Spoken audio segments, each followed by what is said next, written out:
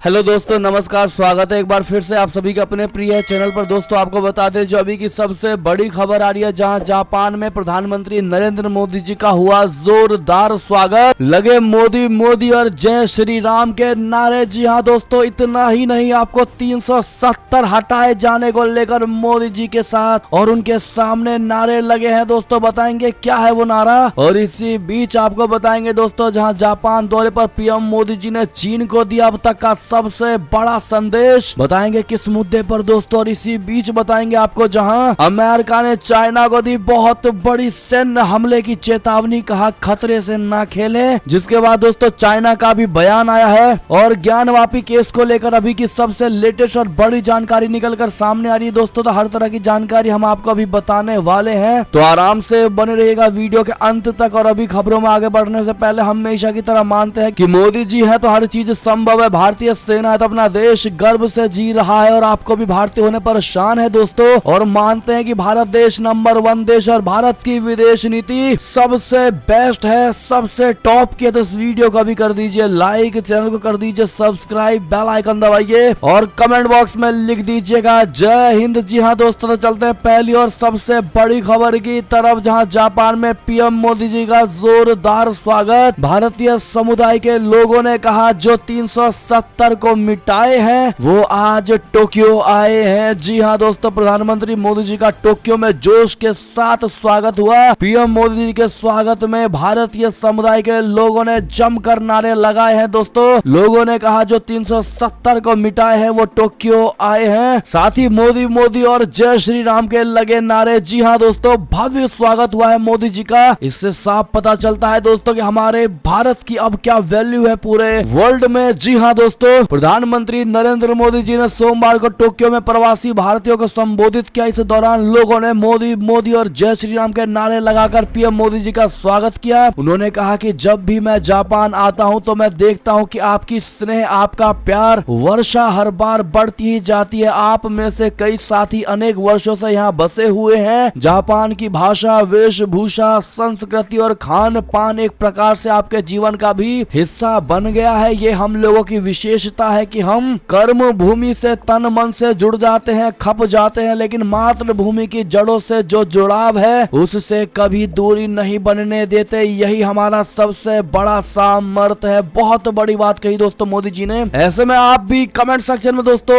भारत में बैठे बैठे नारा जरूर लगाइएगा कमेंट के माध्यम से, मोदी मोदी और जय श्री राम के। चलते अगली खबर की तरफ दोस्तों, जहां इसी से जुड़ी खबर, जापान दौरे पर पीएम मोदी जी ने चीन को दिया सबसे बड़ा संदेश। मुक्त हिंद प्रशांत क्षेत्र का किया खुलकर समर्थन। जी हाँ दोस्तों, मोदी जी ने जापानी भाषा के एक अग्रणी अखबार में सोमवार को एक लेख लिखा है दोस्तों, जिसमें पीएम मोदी जी ने कहा कि भारत और जापान मुक्त, खुले और समावेशी हिंद प्रशांत क्षेत्र के निर्माण में योगदान देंगे, जहां समुद्र सुरक्षित हो, व्यापार तथा निवेश की अनुकूलताएं हो, जहां संप्रभुता तथा क्षेत्रीय अखंडता का सम्मान हो, और जो अंतर्राष्ट्रीय कानून का पालन करता हो। जापान के प्रधानमंत्री फूमियो किशिदा के निमंत्रण पर क्वाड नेताओं की शिखर वार्ता में भाग लेने के लिए 2 दिवसीय यात्रा पर टोक्यो पहुंचे प्रधानमंत्री नरेंद्र मोदी जी ने योमी यूरी शिम्बुन अखबार में भारत और जापान के बीच जीवंत संबंधों पर एक लिखा है। जी हाँ दोस्तों, अगली खबर की बात करें, जहां अमेरिका को चाइना की सैन्य हमले की चेतावनी, कहा खतरे से ना खेले। जी हाँ दोस्तों, अमेरिकी राष्ट्रपति जो बाइडेन ने चीन को चेतावनी देते हुए, धमकी देते हुए कहा कि अगर वो ताइवान पर हमला करता है तो अमेरिका उसका करारा जवाब देगा। जी हाँ दोस्तों,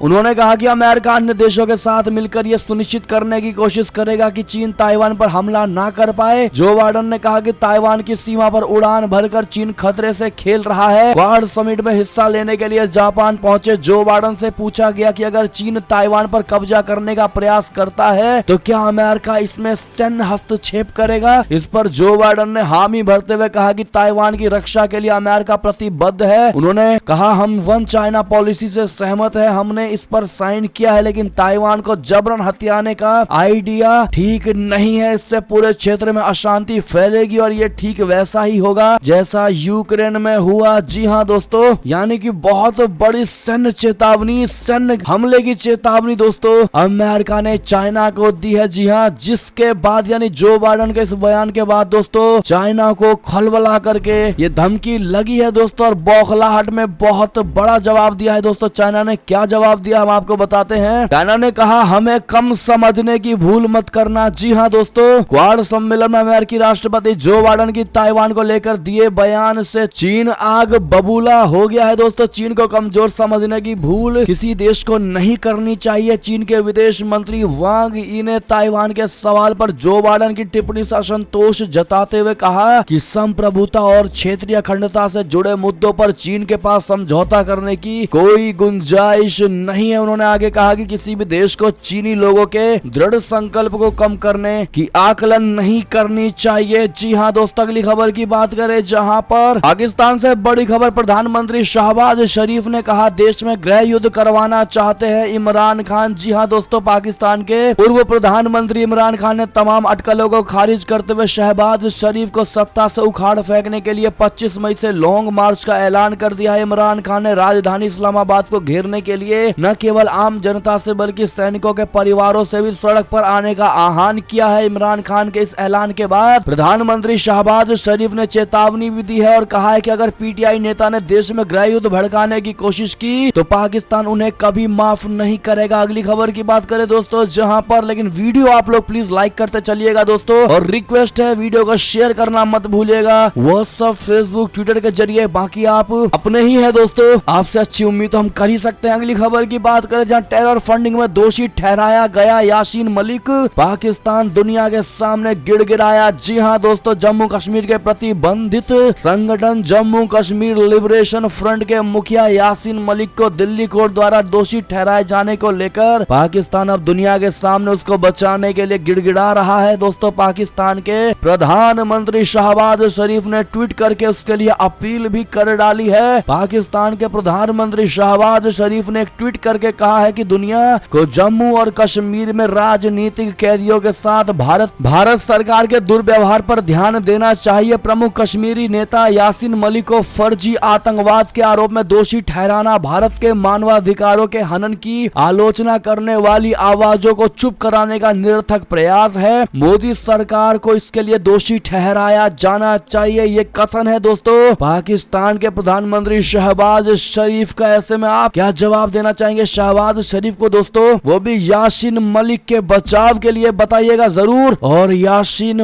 मलिक जैसा दूरंद अपराधी के लिए थोड़ी सी भी मर्सी नहीं होनी चाहिए, लेकिन पाकिस्तान के लिए यासीन मलिक भगवान है दोस्तों। आखिर क्यों ना उसको बचाए। आप किस पर क्या राय है, सुझाव जरूर दीजिएगा। चलते हैं दोस्तों अगली खबर की तरफ जहां पर फिर एक बार महबूबा मुफ्ती का दोस्तों मोदी सरकार पर कटाक्ष करते हुए नया बयान निकलकर सामने आया है। बता दें, महबूबा मुफ्ती ने कहा मुस्लिमों को भड़काया जा रहा, गुजरात यूपी कांड दोहराने की कोशिश की जा रही है, अंग्रेजों जैसा भाजपा का है बर्ताव। जी हाँ दोस्तों, जम्मू कश्मीर की पूर्व मुख्यमंत्री एवं पीडीपी नेता प्रमुख नेता महबूबा मुफ्ती ने सोमवार को भाजपा के खिलाफ तीखा हमला बोला है दोस्तों। उन्होंने कहा कि देश में भाजपा सरकार ब्रिटिश राज की तरह बर्ताव कर रही है, लोगों को धर्म के नाम पर लड़ाया जा रहा है, मुस्लिमों को लगातार भड़काया जा रहा है और गुजरात कांड को दोहराने की बड़ी साजिश रची जा रही है। महबूबा मुफ्ती ने आगे कहा कि मुसलमानों को परेशान करने के लिए भाजपा के मुख्यमंत्रियों के बीच होड़ लगी हुई है कि कौन इन्हें ज्यादा परेशान कर सकता है, इसलिए मंदिर और मस्जिद का मुद्दा उठाया जा रहा है। देश में इस समय प्रतियोगिता चल रही है कि गुजरात मॉडल लागू करना है या यूपी मॉडल या मध्य प्रदेश मॉडल लागू करना है। उन्होंने कहा कि असम के मुख्यमंत्री तो उनसे भी 2 कदम आगे बढ़ गए हैं। यानी कि दोस्तों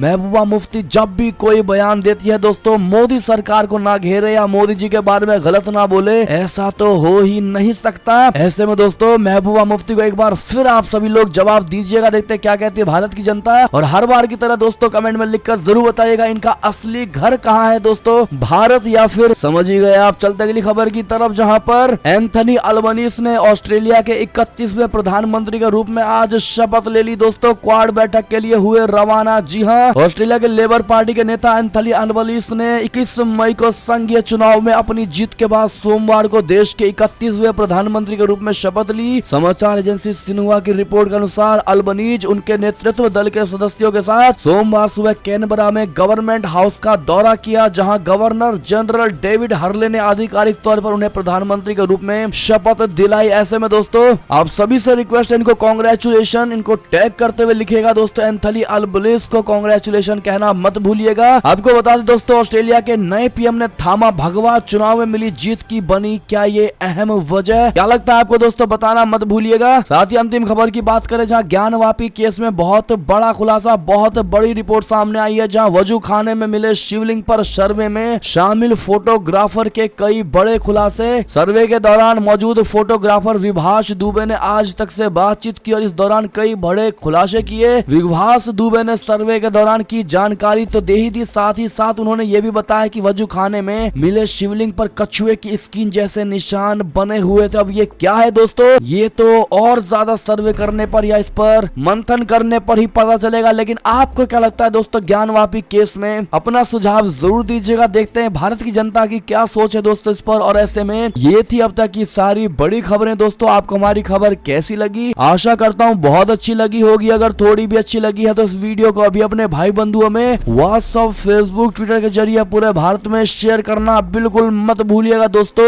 और अभी कर दीजिए इस वीडियो को लाइक, चैनल को कर दीजिए सब्सक्राइब, बेल आइकन दबाइए, साथ ही कमेंट बॉक्स में लिख दीजिएगा जय हिंद जय भारत। तो मिलते हैं आप अगली बड़ी खबर में दोस्तों, तब तक अपना ख्याल रखिएगा। आप सभी का बहुत बहुत धन्यवाद साथ देने के लिए, साथ बने रहने के लिए। और खबरों का सिलसिला लगातार हमारे चैनल पर जारी है दोस्तों, तो अपडेट रहना बिल्कुल मत भूलिएगा। अगली बड़ी खबर का इंतजार करिएगा। हम मिलते हैं आप अगली बड़ी खबर में, तब तक के लिए आप सभी का बहुत बहुत धन्यवाद। जय हिंद जय भारत, जय श्री राम, वंदे मातरम, हर हर महादेव।